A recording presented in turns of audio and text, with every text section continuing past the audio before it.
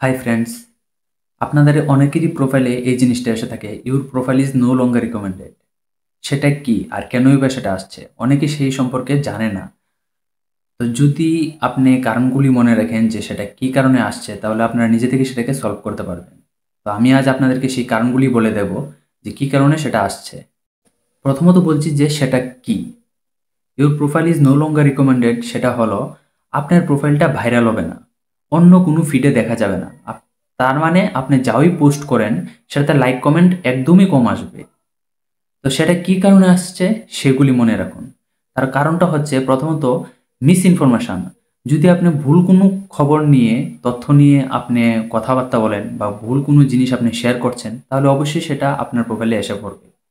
তারপর যদি আপনি অন্য কারোর প্রোফাইল থেকে কোনো পোস্ট যদি আপনি সেভ করে আপনার প্রোফাইল দিয়ে পোস্ট করেন, তাহলেও সেটা আসবে কপিরাইটের মাধ্যমে।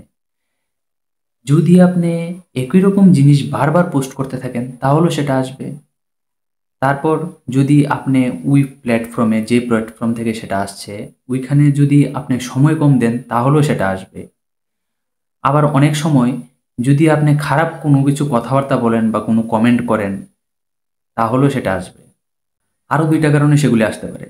যেমন মনে করেন আপনি কোনো কিছু পোস্ট করছেন কিন্তু আপনাদের দর্শককে আকর্ষণ করাতে পারছেন না, তাহলে সেই প্রবলেমটা আপনার প্রোফাইলে আসবে।